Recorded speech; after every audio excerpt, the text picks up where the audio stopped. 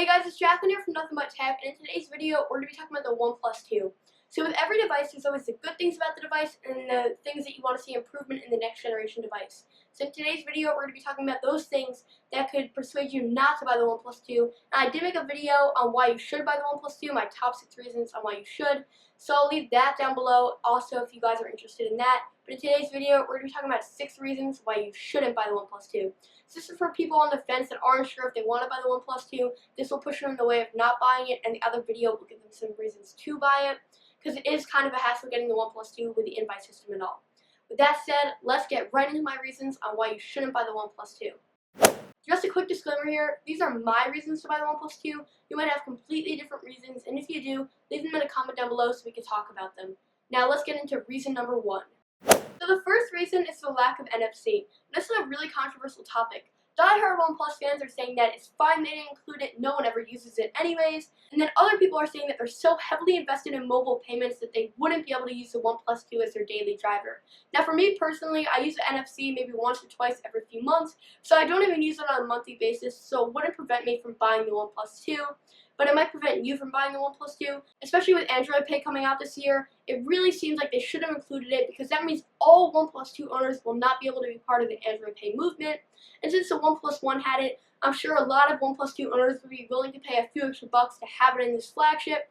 And since the company's dubbing it their flagship killer, it should have the feature that almost all flagships have on the market.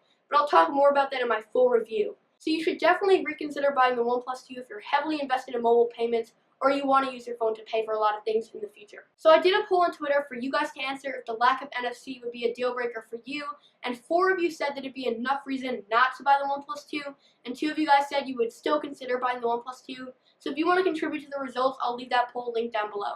Moving on to the next reason is the charging type that OnePlus 2 used. Now the OnePlus 2 is rocking a beefy 3300 mAh battery, which is great. I'll talk more about that in my full review. My issue is with the USB Type-C. Now I'm happy that OnePlus included the USB Type-C because it future-proofs the device, and eventually in the future it will be the new standard and all devices will have it. But right now I only have one cable that the OnePlus 2 came with, and I have no other USB Type-C cables. So I'm either going to have to buy some or always take that cable everywhere with me. So it is a big issue because when I'm going somewhere and my phone's low and I forget the cable, my phone's done and I can't charge it. And no one really has the USB Type-C cable. Everyone has micro USB cables. I'm glad that a company included it in their phone. I just think that OnePlus is a wrong company to do it.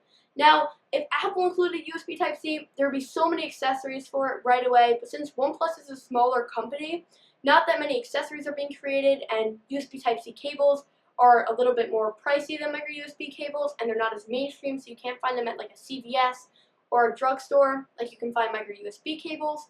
So that's the first issue with the USB Type-C, and the second issue is that there is no fast charging or wireless charging with the USB Type-C. So that's not a giant issue because I can get at least a day out of the OnePlus 2, so I can just charge it overnight, no problem. But if you're a really heavy user and you're able to run out this phone, or if you forget to charge it the night before and you want a really quick charge, you're not going to be able to get that. Or if you just want to charge it on your desk without a cable, you're not going to be able to get that either. So I'm happy that a company included USB Type-C. I just don't think that they should have included it yet, or that OnePlus was the company to do it. So number 3 is the camera. Now don't get me wrong, the camera quality is actually pretty good, and I'm going to be doing a full camera test with the OnePlus 2 in a separate video. But I have 2 main issues, the processing and the focus. So let's start off with the focus. Coming from the LG G4, which had a laser autofocus sensor, which was really fast and fluid, I was really excited when I heard the OnePlus 2 had a laser autofocus sensor also, because I thought I was going to be getting really smooth focus. But what I thought and what actually happened were completely different. On shots that were taken from a normal distance away, the background would sometimes be in focus and the foreground would be blurry. And then on macro shots, I will be honest, I do like my fair share of macros, so I always like a camera that can find focus right away on a quick macro. The OnePlus 2 could not find the focus at all on most macros, and even when I tapped the screen to focus it, it still couldn't always find it. So I was really frustrated with this a lot of the time, and I'll put some photos on right now that are out of focus shots on the OnePlus 2 when I was trying to take a macro shot. So I'm hoping that they fix this in a future software update, and I'm hoping it's just a software thing and not the actual sensor thing. And although it was a little bit better in video, I found that the focus was overall just really slow. So moving on to the second issue, which is the processing. After you take a photo, it takes 4 or 5 seconds to process the image. So if I'm trying to take a photo really fast, or I'm trying to take multiple photos really fast, it wouldn't let me because it's still processing the first photo that I tried to take. So I'm hoping that they also fix this in a future update because they said that they're going to be updating the camera. And keep in mind that this phone hasn't gotten a lot of updates yet. It's only gotten like 3 or 4. So in a future update, the camera could become a lot better. So I'll let you guys know my full review. But right now, when I want to take quick shots, it usually misses the focus. And when I want to take macros, it also usually misses the focus. Now the fourth reason is the lack of a removable battery or expandable storage. So the OnePlus 2 is rocking a removable back, which leads to the style swap covers. You can get a Kevlar back, a rosewood back, a black apricot back. We'll talk more about that in a later video. But it seems like they should have just included at least expandable storage. If you're going to have a removable back and you're going to have a dual SIM card tray behind the removable back, you can include expandable storage in there. You can include it in another part of the back by just adding a little insert. I understand if they're trying to cut costs, but again, if they raised the cost slightly and included that, a lot more people would be more interested in the OnePlus 2. Now the second reason is a removable battery. So I would have liked to see a removable battery, but this isn't a huge deal since the battery on the OnePlus 2 has been great so far, and it's a really big 3300 milliamp hour battery, but it's still a nice feature to have just so you can swap out the battery quickly if you're going to a party or something and you can't charge your phone fully. Because the phone does not charge that fast, it takes about 2.5 hours, and like I said before, there's no fast charging and or wireless charging. Coming in at number 5 is the fingerprint sensor inaccuracy. Now the OnePlus 2 is rocking a fingerprint sensor on the off-screen capacitive home button, so I was really happy when I heard that it had a fingerprint sensor, because coming from an iPhone, I'm really used to being able to unlock my phone just by using my finger. Now I would put this right above the Samsung Galaxy S6 fingerprint sensor when it works, and right below the Touch ID sensor when it works as well. Now, I'm saying when it works because it doesn't always work. I have to put my finger on multiple times to get it to read, and by then I can just enter my passcode. So I would like in a future software update for it to become better and faster, because right now about half the time I'm having to put my finger on about 4 or 5 times just to get it to register. Now, along with that, the home button also doesn't register my touches quickly, so I have to touch that multiple times to get the action done that I want to about half the time as well. I'm hoping in a future update these get fixed, and I'm hoping that it's not a hardware issue, but more of a software issue.